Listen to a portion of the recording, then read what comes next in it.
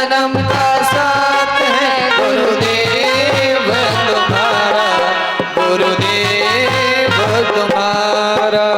तेरे सिवा मेरे मन को सतगुरु कुछ भी रहे न ध्यान। तन मन धन सब वार दूं सतगुरु जी भगवान। तन मन सब वार दूं सतगुरु रहे न ध्यान। सतगुरु शक्ति दो मुझे देकर शब्द का नाम। सतगुरु शक्ति दो मुझे देकर सतगुरु नाम। सतगुरु जी के चरणों में है वैकुंठ धाम हमारा। जन्म जन्म का साथ तुम्हारा, गुरुदेव तुम्हारा। अगर न मिलते हमको सतगुरु लेते जन्म दोबारा। जन्म जन्म का साथ गुरुदेव तुम्हारा, गुरुदेव तुम्हारा। जन्म जन्म का साथ है गुरुदेव तुम्हारा, गुरुदेव। प्रभु के चरणों में गिरा।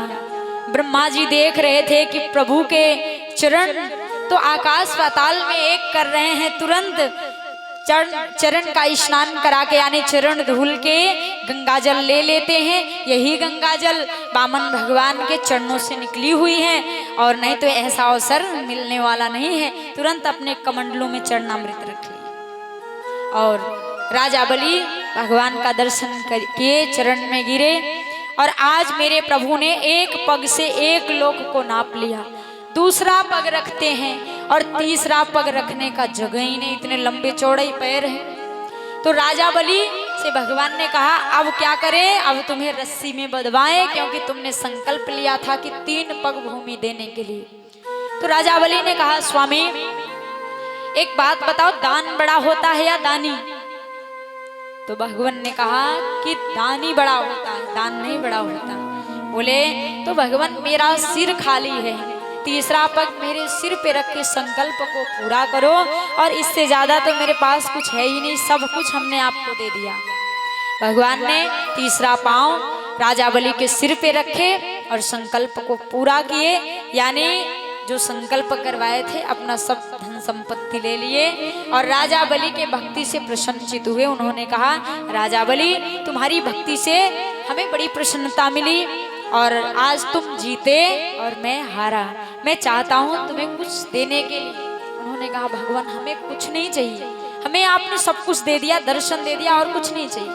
बोले नहीं, हम अपनी इच्छा से तुम्हें सुतल लोक के राजा बनाना चाहते हैं। बोले तो राजा बनेंगे तो ऐसे नहीं, राजा बनेंगे तो द्वार पे सदा आपका दर्शन हमें मिलना चाहिए।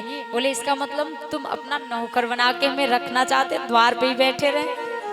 अब भगवान ने शर्त को स्वीकार किया और द्वार पे ही सदा बैठे रहते। राजा बलि जब दरबार से बाहर निकलता फिर अंदर आता तो भगवान दर्शन देते। और ऐसे करते करते काफी वर्ष बीत गए। लक्ष्मी माता परेशान हुई कि नारायण जी कहाँ गए। देवर्षि नारद जी ने पता बताया, माता राजा बलि के घर पे जाके पहुंचे हुए हैं, फंस चुके हैं क्योंकि उनके घर नौकरी करना पड़ रहा है और नौकरी करेंगे जब तो आपको पैसे देंगे और आपने तो खबर लिया ही नहीं। तो माता लक्ष्मी बोली देवर्षि नारद जी ये विनोद और मजाक की बात तो साइड में रखो, लेकिन ये बताओ अब उनको बुलाया कैसे जाए। बोले माता एक काम करो, राजा बलि के पास कोई बहन नहीं है, तुम बहन बन के जाओ और उनको रक्षा सूत्र बांधो, बाकी बदले में बहनें। अब ये त्योहार बड़ा मंगलमय बहुत सुंदर है त्योहार है ये पर्व। रक्षाबंधन जब आता है तो बहन बेटियां बुलाई जाती हैं। अच्छा एक बात है, जो बहन बेटी को नहीं बुलाता किसी शुभ कार्य में उसके घर की उन्नति जो होती है वो रुक जाती है। बहन बेटी से कार्य हमारा आगे बढ़ता है और हम उन्नति की ओर जाते हैं।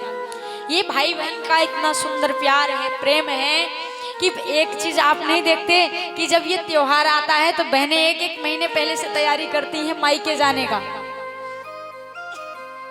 और कहीं भैया नौकरी करें या ना करें लेकिन बहनों का लिस्ट बनने लगता है पहले से ही लिस्ट बना के डायरी में लिख के। और माता ऐसे ही अपना स्वरूप चेंज करके और आती हैं राजा बलि के घर पे। पता है जब बहनें जाने लगती हैं, जब बहुत बड़ा डिमांड्स रहता है तो भैया कहते हैं बहन तुम्हें क्या चाहिए, तो बहनें सोचती हैं कि डायरी की बात कैसे बताऊं, तो वो कहती हैं कोई बात नहीं, या मैं से ये पेज फाड़ के भैया तेरे पास रख जाती हूँ, तू पहुंचा देना, अभी हमारे पास टाइम नहीं है। अब भैया तो फंस गए, अब देना ही पड़ेगा। तो ऐसे लक्ष्मी माता आई और उन्होंने जैसे राजा बलि को अपना बहन बता के रक्षा सूत्र बांधा। राजा बलि ने कहा बहन तुम्हें क्या चाहिए, तो लक्ष्मी माता ने कहा भैया ये जो नौकर बैठा है ना द्वार पे इसी को दे दो, हमारे घर पे कोई है नहीं देखभाल करने वाला।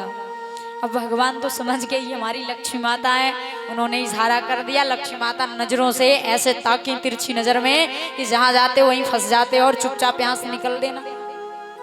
अब वहां से भगवान भी इशारा कर दिए राजा बलि को, राजा बलि जल्दी जो मांगना है मांग लो, अब तो आज हमारा यात्रा है, हम तो चले जाएंगे।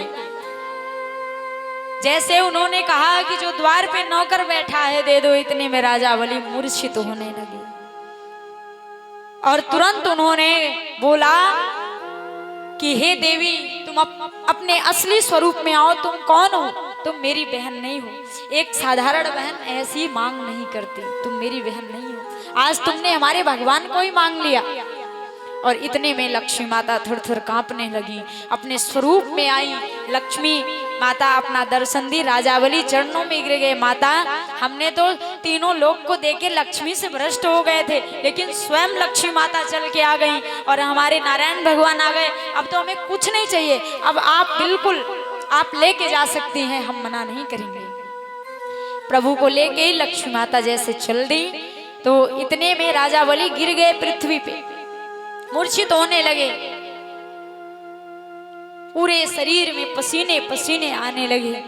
जैसे भगवान ने देखा पीछे मुड़ के बामन भगवान, तो राजा बलि को गिरने से पहले थोड़े से बचे थे कि पृथ्वी पे गिरे नहीं थे, आके तुरंत बामन भगवान गोद में उठा लिए।